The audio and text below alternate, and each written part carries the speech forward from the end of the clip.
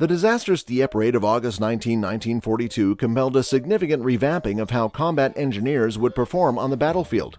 James Denovan, a Canadian officer of the Royal Canadian Engineers, began efforts on building an armored vehicle that would allow them to carry out their objectives while remaining protected. Want to know more? Hey guys, welcome to our channel Alpha Tanks, where we tell you about military tanks, from the most famous World War II battle tanks to the most advanced battle tanks at present. So stay with us until the end of this video so you don't miss out on any of this information. But before we proceed, don't forget to subscribe to our channel and click on the bell icon so that you don't miss any of our amazing videos in the future. And let's get started. Denovan worked at the Department of Tank Design's Special Devices branch in England, alongside the branch's assistant director, Lieutenant Colonel George Reeves. Reeves was an observer during the Dieppe Raid, and he observed how difficult it was for engineers to clear the anti-tank obstacles on the beach under heavy fire, which kept the attacking tanks pinned down on the beach. The lieutenant colonel chose the Churchill infantry tank as the foundation for this new armored vehicle. The Armored Vehicle Royal Engineers, or AVRE, was born from this concept. The Churchill joined the British Armored Forces in 1941. Contrary to popular belief, it was named after Winston Churchill's ancestor, not the man himself. It was the last infantry tank in British service. Churchill's had heavy armor. The armor's thickness would increase with subsequent tank models. Churchill Mk1 at its thickest was armed with 102 mm of armor. The Mk7 increased this to an impressive 152 mm. The Churchill's main armament was upgraded several times during its service. Churchill Mk1 and Mk2 was armed with a 2-pounder gun. The Mk3 and 4s were armed with a 6-pounder gun, and the Mk6 and 7s were armed with a 75 mm gun. The Mk5 and 8 tanks were designed as close support tanks, so they were only armed with a 95 mm howitzer. Churchill was not quick. It was a lumbering beast weighing around 40 tons, with a top speed of only 15 miles per hour. It was powered by a 350 horsepower Bedford 12-cylinder engine. The tank was supported by a complicated suspension system that included 11 small wheels per side, each with its own coil spring. The drive wheel was located in the back, with a sprocket idler in front. Though slow and heavy, the Churchill made a name for itself as one of the best cross-country tanks ever built, able to climb higher gradients and cross more difficult obstacles than most other tanks at the time. Churchill served throughout the rest of the World War II and even saw action in the Korean War. The Churchill infantry tank was officially retired from service in 1952. Denovan chose a spigot mortar as the AVRE's primary armament. The most famous example of this type of weapon is the PIAT, Projector Infantry Anti-Tank weapon. This type of mortar works in the opposite direction of a normal gun. The spigot is a hollow tube that fits over a rod in the bomb. A propelling charge is located at the end of the tube, and a firing pin is located within the spigot. The bomb is launched when the charge is detonated, with the propellant gas expanding between the spigot and the hollow tube. A spigot mortar capable of mounting on a tank turret was designed. The petard, a 16th century French word describing a bomb to breach, was capable of firing massive 40-pound high-explosive bombs at a distance of 100 yards. It was designed to pierce roadblocks, bunkers, pillboxes, and other concrete, brick, or earthen barriers and defenses. This large projectile would fit into a short barrel with a bore of 290 mm. The bomb was dubbed the Bomb Demolition No. 1 because of its shape, which resembled what the British called a dustbin or a trash can in America. It became known as the Flying Dustbin.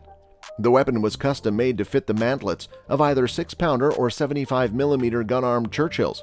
This greatly simplified production because no modifications were required to accommodate the new weapon. The weapon's disadvantage was that the loader's hands had to be exposed when reloading the mortar. Not ideal in combat situations. To begin loading, the turret would be traversed so that the petard was over the bow gunner's position. The loader then slide open his hatch, which replaced the 2-part hatch on standard Churchills, and reach up to the barrel of the petard. The barrel would be split in half much like a giant shotgun, and a new round would be inserted. A large spring-loaded rod was used to fire the round. This large firing pin would strike and ignite the propellant charge in the back of the mortar bomb, sending it flying out of the stubby barrel when the trigger was pulled. The standard secondary armament of a coaxial and a bow-mounted BISA 7.92 mm machine gun remained on the AVRE. AVREs would also carry a variety of other items to aid their comrades on the battlefield. Fascinanes were among them. Tanks had carried fascines since their inception on the devastated battlefields of World War I, most notably at the Battle of Cambrai in 1917.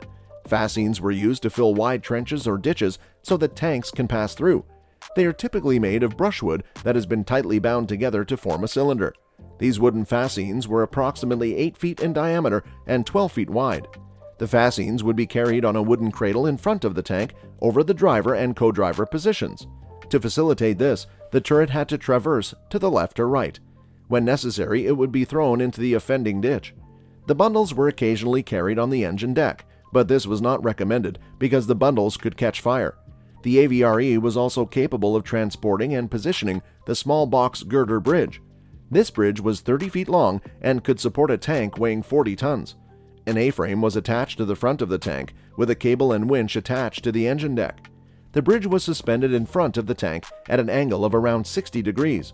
The weight of this bridge hanging off the bow compressed the forward suspension bogies and lifted the rear suspension bogies off the ground. As a result, driving while carrying it was difficult. To allow other tanks and vehicles to pass, the bridge would be lowered via winch over small rivers, craters, or other obstacles. There were other attempts to carry the bridge. These included folding the bridge in half and towing the bridge behind the tank with wheels added to the bottom. Bridge-carrying AVREs were unpopular with landing ship captains and helmsmen because they caught the wind. Because having them in the front of landing ships made them difficult to steer, they were frequently loaded as far back on the deck as possible. The AVRE was also known for its role as the bobbin carrier. There were two types, the Type C and the Type D. The Type C was the smaller of the two and was carried with single arms hanging in front of the tank. The larger and more famous of the two, the Type D, was supported by a larger frame over the front end of the AVRE. Both types were carried on the sides of the Churchill using special universal mounts. The frame held a large reel of canvas, matting, or wooden beams. The tank would drive over the matting, spreading it out as it went. And that's it for today, guys. We sincerely hope you enjoyed the video. If so, please click on the like button and share it with your family and friends. If you have any questions or comments, please share them with us in the comment space below. Also, don't forget to subscribe to our YouTube channel to see even more of our incredible videos. You can also check out our other videos that have been specially selected for you. We'll catch up in the next video. Thank you so much for watching and have a great day. Goodbye.